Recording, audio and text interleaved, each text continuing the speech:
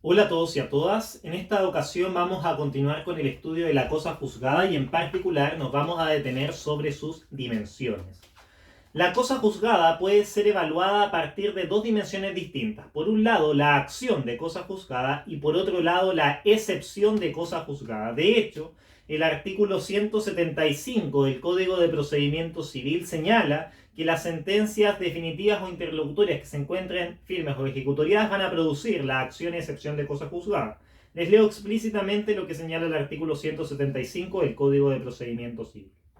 Las sentencias definitivas o interlocutorias firmes producen la acción o la excepción de cosa juzgada.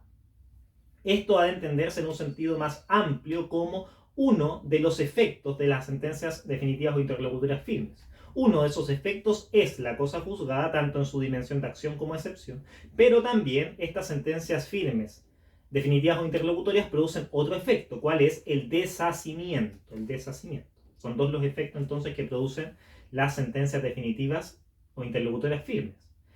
El efecto del deshacimiento y el efecto de la cosa juzgada. Y el efecto de cosa juzgada a su turno puede manifestarse en dos dimensiones, tanto en su dimensión de acción como en su dimensión de excepción. Como vamos a tener oportunidad de revisar a continuación, la cosa juzgada en ambas dimensiones supone que es tanto espada como escudo al mismo tiempo. O sea, sirve para atacar, y en ese sentido metafóricamente es una espada, pero también sirve para defenderse, y en ese sentido metafóricamente es un escudo. La acción de cosa juzgada es la espada de cosa juzgada, mientras que la excepción de cosa juzgada es el escudo de cosa juzgada. Vamos viendo entonces ahora cada una de estas dimensiones, comenzando por la acción de cosa juzgada. La acción de cosa juzgada es aquella dimensión que permite exigir el cumplimiento forzado de lo resuelto en una sentencia en caso de no ser cumplida por el afectado de forma voluntaria. Entonces, fíjense, la acción de cosa juzgada es aquella dimensión que permite exigir el cumplimiento forzado de lo resuelto en una sentencia en caso de no ser cumplida por el afectado la decisión que en ella se contiene, la decisión que contiene el fallo. Se puede ejercer la acción de cosa juzgada entonces para hacer ejecutar las obligaciones contenidas en una sentencia definitiva o interlocutoria que se encuentre en el estado firme, en el estado de firmeza o ejecutoriedad. Pero también podría ejercerse esta acción de cosa juzgada cuando la sentencia firme o la sentencia, disculpen, definitiva o interlocutoria no se encuentra en el estado firme, sino que se encuentra en el estado de que causa ejecutoria, que son aquellas resoluciones, según recordarán, que pueden cumplirse no obstante existir recursos pendientes en su contra.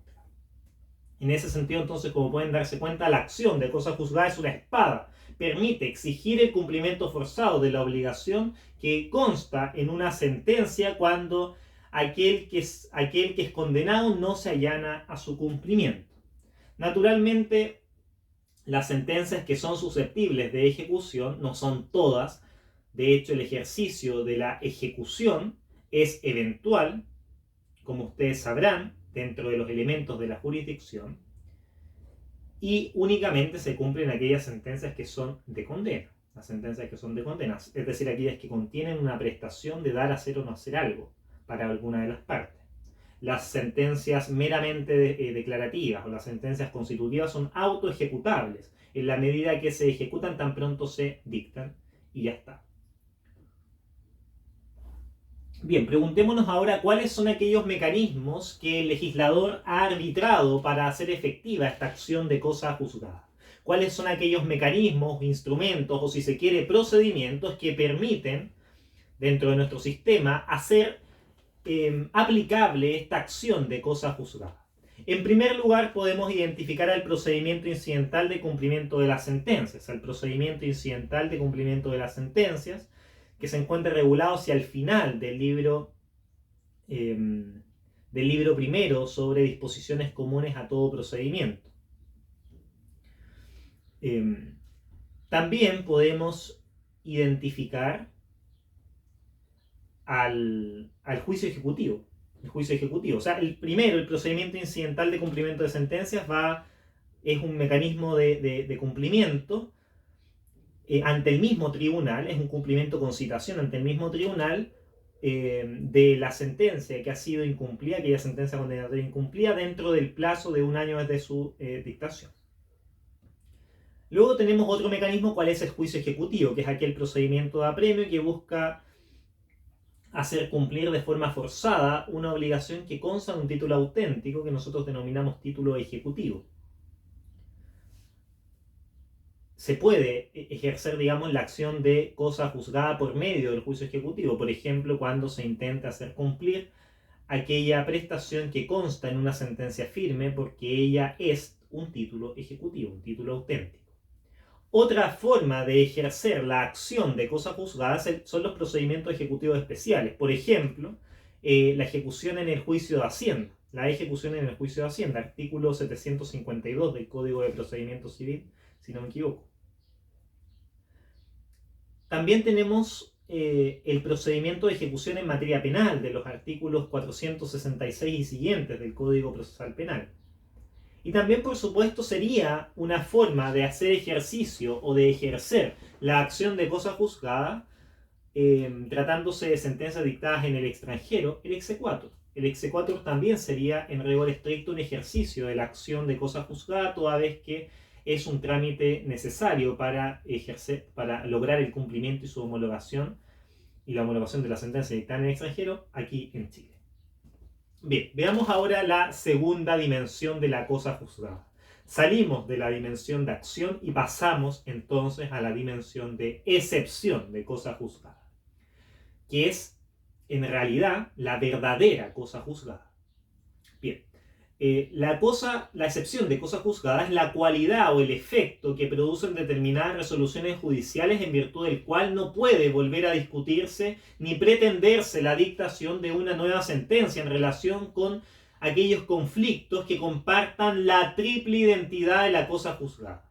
Repito esta idea particularmente relevante. La excepción de cosa juzgada es la cualidad o efecto que producen determinadas resoluciones judiciales, a saber, las sentencias definitivas o interlocutorias que se encuentren firmes, en virtud del cual no se va a poder volver a discutir, ni siquiera pretenderse a discutir, la dictación de una nueva sentencia en relación con aquellos conflictos que compartan una misma triple identidad de la cosa juzgada. Esa identidad, esa triple identidad de cosa juzgada se compone, por un lado, en la identidad de partes, en la identidad objeto pedido o cosa pedida y la identidad de la causa de pedir.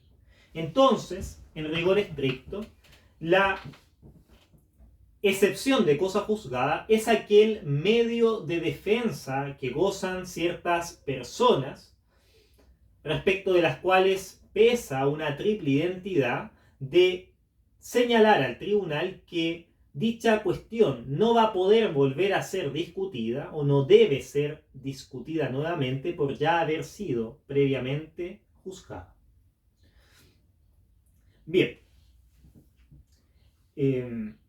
En otras palabras, la excepción de cosa juzgada significa el debido respeto, si se quiere, que ha de guardarse a las decisiones jurisdiccionales previas que se refieran al mismo objeto y entre las mismas partes. Ese debido respeto se materializa en que la decisión ya fallada queda en un estado de inmutabilidad, de modo que no puede alterarse, ni siquiera por un proceso posterior. Entonces, repito, la excepción de cosa juzgada significa ese respeto que ha de guardarse a las decisiones jurisdiccionales previas que se refieran a un mismo objeto y entre las mismas partes, que se concreta finalmente en que la decisión ya fallada queda en un estado de inmutabilidad, de manera que no va a volver a poder alterarse ni aún por un proceso posterior. En ese sentido, la excepción de cosa juzgada bajo una óptica metafórica sería un escudo, un método de defensa. Bien, los mecanismos dentro del proceso civil conforme a los cuales se puede hacer valer la excepción de cosa juzgada son varios y se encuentran todos ellos regulados de forma inorgánica en nuestro medio, se encuentran disgregados. Es posible identificar aquellos mecanismos en distintas partes de nuestro proceso, en nuestro proceso tanto civil como penal. Comencemos con los mecanismos dentro del proceso civil conforme a los cuales se puede hacer valer la excepción de cosa juzgada. Podemos ejercer la excepción de cosa juzgada mediante una excepción dilatoria conforme dispone el artículo 303 del Código de Procedimiento Civil. Entonces se puede ejercer dentro del proceso civil la excepción de cosa juzgada como una excepción dilatoria del 303. En segundo lugar, también se puede ejercer esta excepción de cosa juzgada como una excepción perentoria y también una excepción anómala y mixta. Artículo 309 y 310 del Código de Procedimiento Civil. También se puede ejercer esta excepción de cosa juzgada como fundamento del recurso de apelación.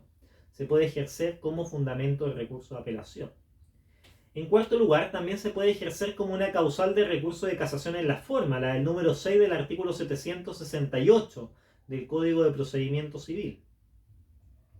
En quinto lugar, también se puede ejercer esta excepción de cosa juzgada como una causal del recurso de casación en el fondo, conforme dispone el artículo 767 del Código de Procedimiento Civil. Y también, por supuesto, como una causal del recurso de revisión. Ese recurso de revisión en contra de sentencias firmes, conforme dispone el Código de Procedimiento Civil en el artículo 810. Ahora bien, eso en materia civil. En materia penal, se tienen otros mecanismos, otros instrumentos conforme a los cuales se puede hacer ejercicio de esta excepción de cosa juzgada. Eso como, en primer lugar, como causal del recurso de nulidad, dentro de los motivos absolutos de nulidad, que son los del artículo 374 del Código Procesal Penal. Entonces, en primer lugar, se puede hacer valer esta excepción de cosa juzgada como una causal de recurso de nulidad dentro de los motivos absolutos del 374. También se puede ejercer esta excepción de cosa juzgada como excepción de previo y especial pronunciamiento a la acusación penal del artículo 264 del Código Procesal Penal, y también como una causal de sobreseimiento definitivo. Como una causal de sobreseimiento definitivo es la excepción de cosa juzgada, que en materia penal básicamente es el ne bis in idem. Bien, veamos a continuación cuáles son los límites de la cosa juzgada. Los límites de la cosa juzgada, y frente a lo cual nuevamente debemos distinguir entre los límites en materia civil, por un lado, y por el otro los límites en materia penal. Comencemos con los límites en materia civil. Dentro de ella podemos identificar los límites subjetivos de la cosa juzgada y por otro lado los límites objetivos. El límite subjetivo está dado por la identidad legal de partes. Voy a leerles muy rápidamente lo que señala el artículo 177 del Código de Procedimiento Civil, que se refiere en general a esta excepción de cosa juzgada. Dice: la excepción de cosa juzgada puede alegarse por el litigante que haya obtenido en el juicio y por todos aquellos a quienes según la ley aprovecha el juicio, siempre que entre una nueva demanda y la anteriormente resuelta haya 1. Identidad legal de personas. 2. Identidad de la cosa pedida. 3. Identidad de la causa de pedir. Se entiende por causa de pedir el fundamento inmediato del derecho deducido en juicio. Bien, entonces ahí están los tres límites, digamos. Uno de los cuales es subjetivo y dos de los cuales son objetivos. El límite subjetivo es la identidad legal de persona, señala el legislador, pero para ser más preciso debiésemos señalar que es la identidad legal de partes. Esto quiere decir que por regla general la cosa juzgada solamente afecta a las partes en juicio y no a terceros. La cosa juzgada solamente afecta a las partes dentro del juicio y no hacia terceros. Esto como una concreción de lo dispuesto en el artículo 3 del Código Civil sobre el efecto relativo de las sentencias. Es parte, como ustedes bien sabrán, aquel que pide o aquel en cuyo nombre se pide y aquel respecto del que se formula la petición, básicamente. El primer elemento para que exista cosa juzgada es la identidad legal de partes. Y estoy subrayando el hecho de que se trate de una identidad legal, dado que esto se diferencia a una identidad física, en la medida que pueden ser personas distintas, pero que compartan un mismo sitio jurídico dentro del proceso. Y en ese sentido, habría identidad legal más no identidad física, pero de igual manera se satisface aquella condición de que sea una identidad, que sean iguales. Entonces, perfectamente, en esta situación es indiferente que sean o no la misma persona física. Lo importante es que se encuentren en un mismo sitio jurídico y que defiendan una misma pretensión. Hay ciertas situaciones especiales que vale la pena pronunciarse y que también generan identidad legal. Por ejemplo, los casos de representación. Los casos de representación, que se refiere a aquellos actos realizados por representantes dentro del juicio. En ese caso, los actos realizados por el representante son los mismos que los actos ejecutados por el representado. El representante no es sino el vehículo de la voluntad del representado, de acuerdo a cierta doctrina. Por lo tanto, en ese caso, a pesar de no haber identidad física, hay identidad legal. Otro caso en donde también existe identidad legal se da en la cesión de derechos litigiosos. En la cesión de derechos litigiosos. Existe, por supuesto, identidad legal entre el demandante y el cesionario, ya que el cesionario, va a sustituir al cedente en el proceso y en la pretensión. Por otro lado, tenemos a la sustitución procesal. En ella, la persona comparece en juicio a nombre propio, pero invocando un derecho ajeno. La sustitución procesal se da cuando una persona comparece en juicio a nombre propio, pero invocando un derecho ajeno. Esto se distingue de la representación, dado que en la representación siempre se está obrando en nombre ajeno, en nombre del representado. En cambio, en la sustitución se ejerce un derecho ajeno, pero se actúa a nombre propio. Por ejemplo, en el saneamiento de la adicción, del artículo 1843 del Código Civil, el comprador estaría en una situación, digamos, en una situación de sustitución. El vendedor asume la defensa del comprador.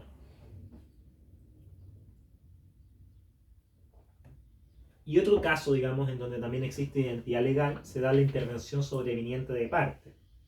En la intervención sobreviniente de parte, dentro del contexto de que los procesos pueden actuar personas que originalmente no figuraban en él, bien sea de forma espontánea o forzada. La intervención voluntaria toma normalmente el nombre de tercerías, y el tercero va a asumir la calidad de coadyuvante, independiente o excluyente, conforme dispone el artículo 22, artículo 23 y artículo 24 del Código de Procedimiento Civil, y tienen idénticos derechos y cargas que las partes directas. En ese caso, los terceros también se van a ver afectados por la autoridad de la cosa juzgada. Bien, esos son entonces el límite subjetivo, la identidad legal de persona, la identidad legal de parte. Luego tenemos los límites objetivos, que dentro de los cuales podemos identificar, por un lado, la cosa pedida y por otro lado, la causa de pedir. La cosa pedida es el beneficio jurídico inmediato que se reclama, lo cual no se relaciona necesariamente con la materialidad de la cosa.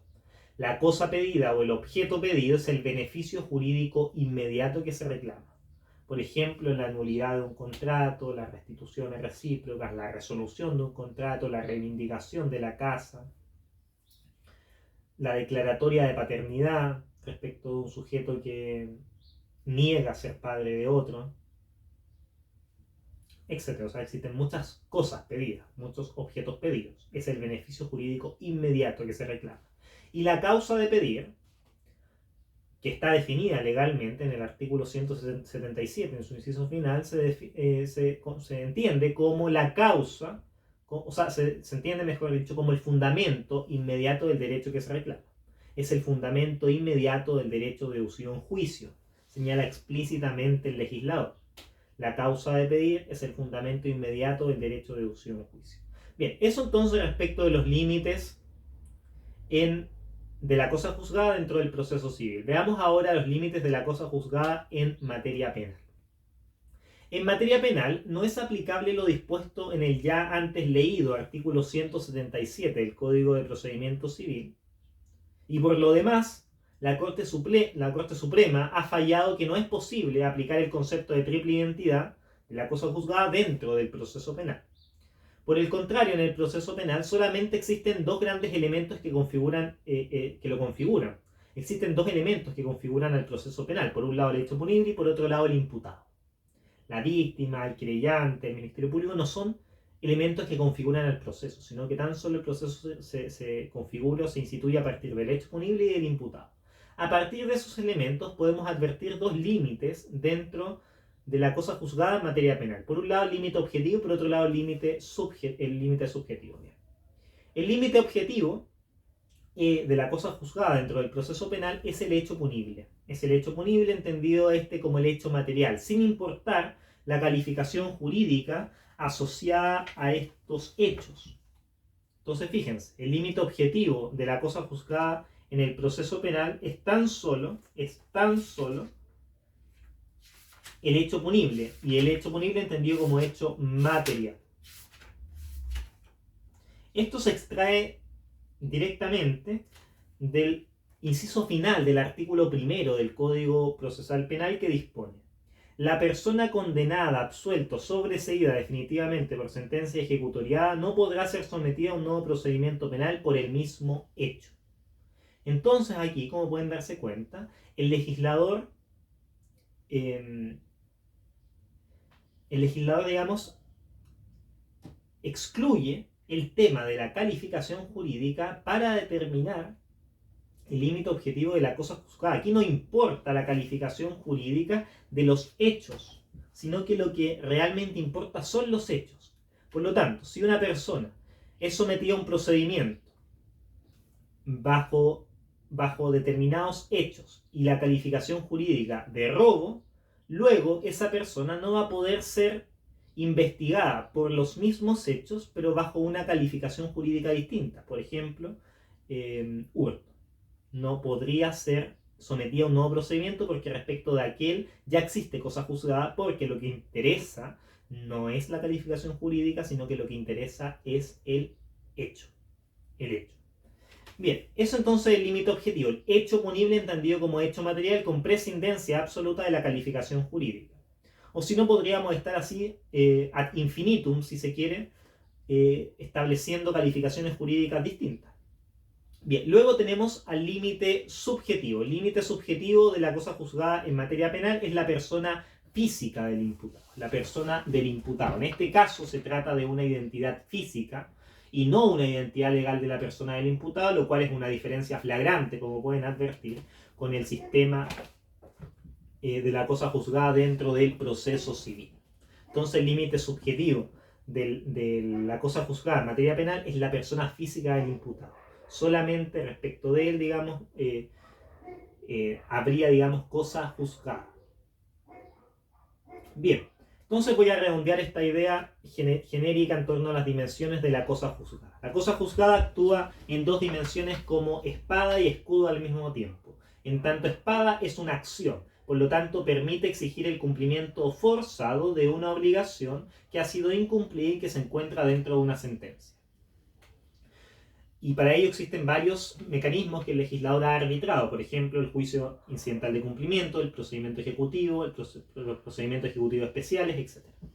Luego tenemos la variante de excepción de cosa juzgada, mediante el cual se permite a una persona defenderse y defenderse dentro de un proceso, señalando el hecho de que no puedes volver a ser juzgada por aquel conflicto respecto del cual se observa una triple identidad que es de parte, de objeto pedido y de causa a pedir dentro del proceso penal y dentro del proceso civil y dentro del proceso penal, una identidad tanto de hechos como de imputado.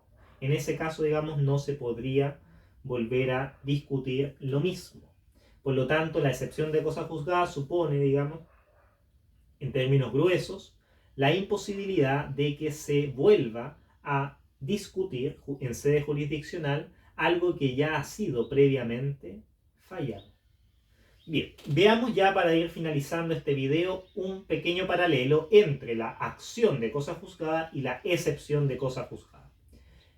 En primer lugar, la acción de cosa juzgada nace solamente a partir de sentencias condenatorias. La acción de cosa juzgada nace únicamente a partir de sentencias condenatorias.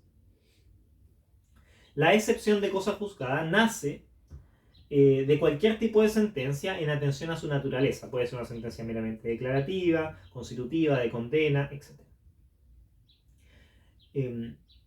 Otra diferencia, la acción de cosa juzgada solamente corresponde al litigante en cuyo favor se ha declarado el derecho en juicio. La acción de cosa juzgada solamente corresponde al litigante en cuyo favor, en cuyo beneficio se ha declarado en juicio. En cambio, la excepción de cosa juzgada corresponde a ambas partes y a todos a quienes, según la ley, aproveche el fallo. Entonces corresponde a ambas partes y a todos a quienes, según la ley, aproveche el fallo. Ahora, la acción de cosa juzgada, otra diferencia, la acción de cosa juzgada se debe ejercer cuando se requiere el cumplimiento de la sentencia. Por lo tanto, es eventual. Y solamente dentro de los plazos que establece el legislador. Por ejemplo, la acción de cumplimiento incidental, 1 año. El juicio ejecutivo, 3 años, pero pervive 2 años más como acción ordinaria, etc. En cambio, en materia de excepción de cosa juzgada se puede ejercer en distintos momentos y es en ese ámbito en donde se predica que la cosa juzgada es imprescriptible. Pudo haber sido fallado el caso hace 20 años y hoy me vuelven a demandar por lo mismo, yo excepciono por cosa juzgada. Digo, esta cuestión ya se resolvió hace 20 años. A pesar de que hayan pasado 20 años, yo aún así puedo ejercer esta excepción de cosa juzgada. En cuanto a la prescripción, ahora para ir más en detalle, la acción de cosa juzgada prescribe en el plazo de 3 años para hacerla valer por la vía ejecutiva, dentro de 1 año para hacerla ejercer, digamos, dentro del procedimiento incidental de cumplimiento. Y también existen plazos especiales, digamos, por ejemplo, los títulos cambiarios. En cambio, la excepción de cosa juzgada es imprescriptible. Y por último, para ya ir finalizando, tanto la acción como la excepción de cosa juzgada emana de sentencias firmes, bien sean estas definitivas o interlocutorias. Ambas, tanto la acción de cosa juzgada como la excepción de cosa juzgada, emana de sentencias firmes, bien sean definitivas o interlocutorias. Ahora bien, precisando, tratándose de la acción de cosa juzgada, esta puede ejercerse incluso respecto a aquellas sentencias definitivas o interlocutorias que causen ejecutoria, es decir, aquellas que, no obstante existir recursos en su contra, es posible ejecutarlas. Bien, con esto entonces vamos a dar por concluido el estudio de la cosa juzgada. Espero hayan sido claras las explicaciones y nos vemos en una próxima oportunidad. Hasta pronto.